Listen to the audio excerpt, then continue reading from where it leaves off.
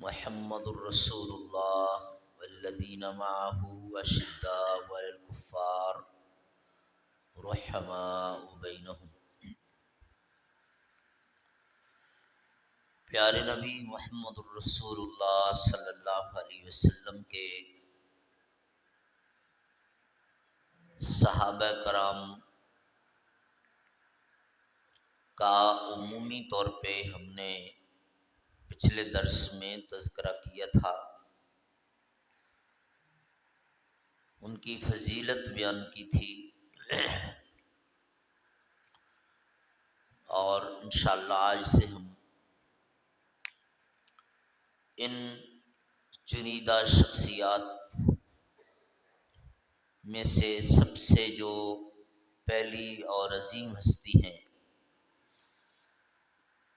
حضرت ابو بکر صدیق رضی اللہ تعالی عنہ، ان کا مختصر تعارف پیش کریں گے۔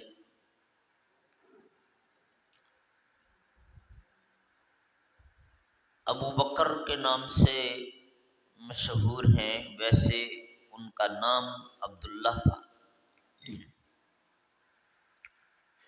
ابو بکر ان کی کنیت مشہور ہے، اور ان کا جو قبیلہ تھا بنو تمیم سے، اور ان کے جد امجد ان کا نام بکر تھا۔ بکر عربی زبان میں نوجوان اونٹ کو کہا جاتا ہے، اور اونٹ ہی ان لوگوں کا بڑا قیمتی سرمایہ ہوتا تھا۔ حضرت ابو بکر صدیق رضی اللہ تعالی عنہ صرف صدیق کے لقب سے مشہور نہیں، صدیق کا لقب اس وقت آپ صلی اللہ علیہ وسلم نے آپ کو دیا تھا جب نبوت کے 10ویں سال اللہ نے آپ کو معراج کروائی تھی کہ حضرت ام ہانی کے گھر سے خانہ کعبہ سے بیت المقدس، بیت المقدس سے پھر آسمانوں کا سفر، اللہ رب العالمین سے ملاقات، 50 نمازوں کا تحفہ جو کہ پھر رعایت ہو کر 5 رہ گئی، اور آپ صلی اللہ علیہ وسلم واپس تشریف لائے۔ حضرت ابو بکر نے سب سے پہلے اس کی تصدیق فرمائی تو آپ صلی اللہ علیہ وسلم نے اس وقت صدیق کا لقب عطا فرمایا۔ اس کے علاوہ ایک لقب عتیق بھی ہے کہ خود رسول اللہ صلی اللہ علیہ وسلم نے اپنی سچی زبان سے حضرت ابو بکر صدیق کو فرمایا تھا، انت عتیق اللہ من النار، اللہ تعالیٰ نے آپ کو جہنم سے آزاد کر دیا ہوا ہے۔ یہ بہت بڑا سرٹیفکیٹ ہے، اور نبی کی زبان سے جو بات نکلتی ہے وہ اتھینٹک ہوتی ہے، فیکٹ ہوتی ہے۔ نبی اپنی طرف سے نہیں بولا کرتے تھے، اللہ کی طرف سے ان کو جو حکم ہوتا تھا وہ بات کرتے تھے۔ تو حضرت ابو بکر صدیق کے لیے یہ لفظ کہ انت عتیق اللہ من النار، اللہ نے آپ کو جہنم سے آزاد کر دیا ہوا ہے، یہ بہت بڑا سرٹیفکیٹ ہے۔ اسی طرح حضرت ابو بکر صدیق کو اتقیٰ کا ٹائٹل بھی دیا گیا، وَسَيُجَنَّبُهَا الْأَتْقَى، اتقیٰ جو بہت زیادہ متقی، ایک عام متقی ہے تقوی والا، اور سپر ڈگری اس کی جو آتی ہے اوپر، جیسے آپ گڈ بیٹر بیسٹ کہتے ہیں، بہت زیادہ متقی، جس کے اندر دوسروں سے کہیں زیادہ تقوی ہو۔ اسی طرح حضرت ابو بکر صدیق رضی اللہ تعالی عنہ کو ایک اور لقب بھی مفسرین کرام اور محدثین کرام نے دیا، اواہ۔ اواہ کا معنی ہوتا ہے بہت زیادہ نرم دل والا، حلیم الطبع، جس کے مزاج میں بڑی نرمی ہو۔ حضرت ابو بکر صدیق گورا خوبصورت جوان تھا اور جسم بڑا متوازن تھا، نہ بہت زیادہ سلم نہ بہت زیادہ موٹے۔ اللہ تعالیٰ نے حسن و جمال بھی عطا فرمایا تھا۔ والد ان کا نام عثمان بن عامر تھا، لیکن عام لوگوں کو ابو قحافہ ہی یاد ہوتا ہے اور یہی تذکرہ کیا جاتا ہے۔ ابو قحافہ ان کی کنیت تھی حضرت ابو بکر صدیق کے والد کی، اور یہ بس آخری 2 سال جو آپ صلی اللہ علیہ وسلم کے تھے، یعنی جب مکہ فتح ہوا 8 ہجری میں، اس وقت مسلمان ہوئے تھے، اس سے پہلے مسلمان نہیں ہوئے تھے۔ تجارت پیشہ تھے، پورا خاندان تاجر تھا۔ حضرت ابو بکر صدیق رسول کریم صلی اللہ علیہ وسلم سے عمر میں صرف 3 سال چھوٹے تھے،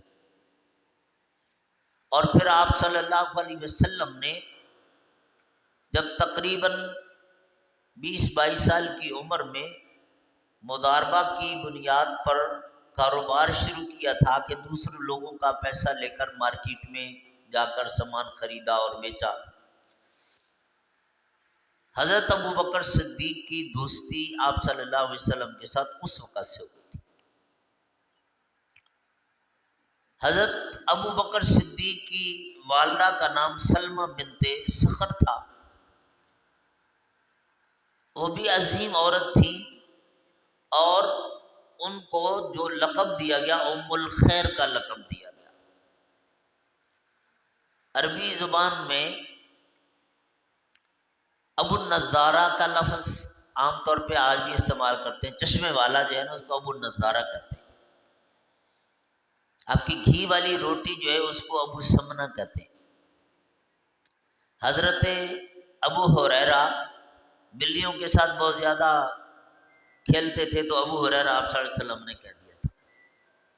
اسی طرح آپ صلی اللہ علیہ وسلم کی زوجہ مطہرہ حضرت زینب، ان کو ام المساکین کہا جاتا تھا کہ وہ مسکینوں کا بہت زیادہ خیال رکھتی تھی، ان پر خرچ کرتی تھی۔ تو ام الخیر کا جو لقب ہے ان کا، کہ خیر اور بھلائی کے کاموں میں بڑھ چڑھ کر حصہ لینے والی، یہ ان کی کوالٹی تھی، ان کی خوبی تھی۔ اس لیے عرب کے معاشرے میں، اپنے پڑوسیوں میں، اپنے رشتہ داروں میں اس لقب سے مشہور ہو گئی تھی۔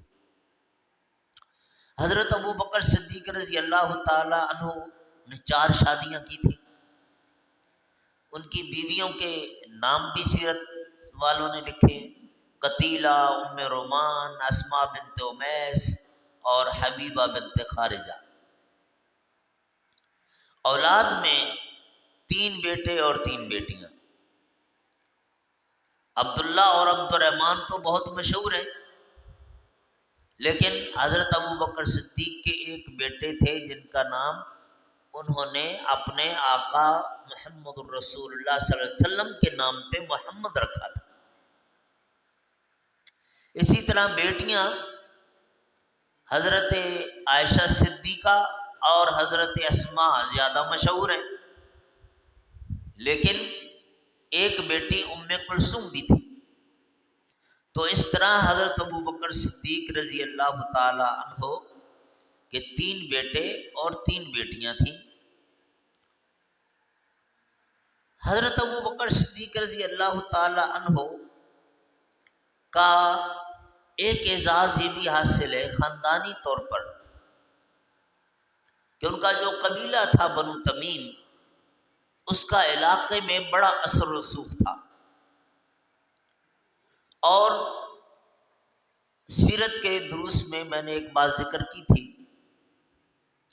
کہ اگر کوئی ایسا شخص جس کو علاقے کے لوگ کسی غلطی کی بنیاد پر نکال دیتے یا وہ خود بھاگ جاتا، تو واپس آنے کے لیے، اپنے علاقے میں انٹر ہونے کے لیے کسی بڑے کی ضمانت درکار ہوتی تھی. جب تک کوئی بڑا آدمی پناہ نہ دیتا، اس کی ضمانت نہ لیتا، تو وہ داخل نہیں ہو سکتا. تو بنو تمیم پورا مشہور تھا کہ یہ جس کو پناہ دے دے بس پھر اس کے سامنے کوئی نہیں بولتا تھا. اور بنو تمیم میں پھر حضرت ابو بکر صدیق رضی اللہ تعالی عنہ سر فہرست تھے کہ ابو بکر نے اگر کسی کو پناہ دے دی، پھر کسی کی مجال نہیں ہوتی تھی کہ اس پر کوئی اعتراض کرتا یا مزاحمت کرتا. اسی طرح حضرت ابو بکر صدیق رضی اللہ تعالیٰ عنہ کی سیرت جب ہم پڑھتے ہیں تو ایک اور چیز بڑی نمایاں ہے. اسلام تو جب قبول کیا تو اس پر ہم تذکرہ کریں گے اگلے دروس میں، کن فضائل کے مالک ہوئے. اسلام قبول کرنے سے پہلے بھی ایسی فطرت سلیمہ، ایسا مزاج کہ شراب ابھی اس کی حرمت نازل نہیں ہوئی تھی، لیکن مزاج کے اعتبار سے اچھے سمجھدار لوگ نہیں پیتے تھے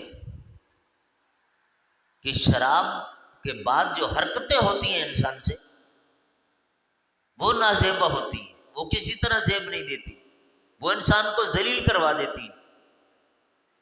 تو حضرت ابو بکر ان لوگوں میں شامل ہیں کہ جو اسلام لانے سے پہلے بھی شراب نہیں پیتے تھے. یعنی شراب ابھی حرام نہیں ہوئی تب بھی شراب کو ہاتھ نہیں لگاتے تھے. اسی طریقے سے بتوں کو سجدہ اپنے ہاتھوں سے بنائے ہوئے پتھر کے یا مٹی کے،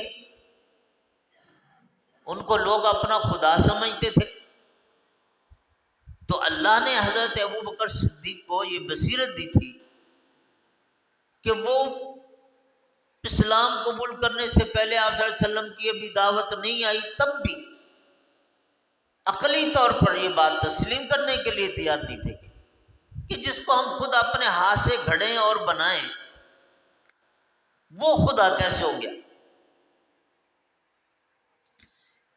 بہرحال حضرت ابو بکر صدیق رضی اللہ تعالی عنہ انتہائی سنجیدہ مزاج، میچور، سمجھدار، اور رسول اللہ صلی اللہ علیہ وسلم کے بچپن کے دوست.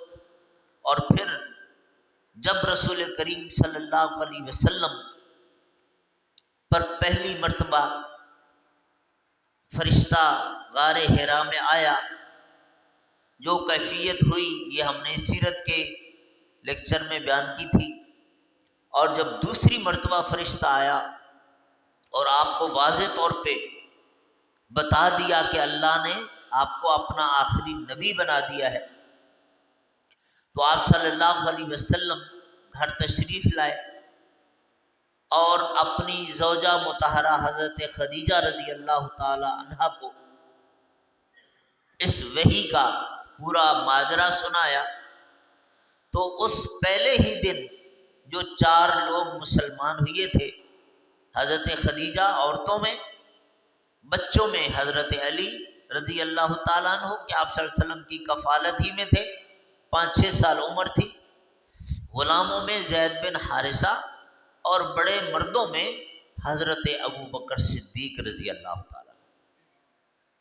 اور اس کے بعد پھر حضرت ابو بکر صدیق رضی اللہ تعالیٰ عنہ کو یہ بھی اعزاز حاصل ہے کہ جب آپ صلی اللہ علیہ وسلم کو اللہ کی طرف سے حکم تھا کہ آپ دعوت کا آغاز تو کر دیں لیکن ابھی ذرا خفیہ طور پر اعلانیہ نہ کریں.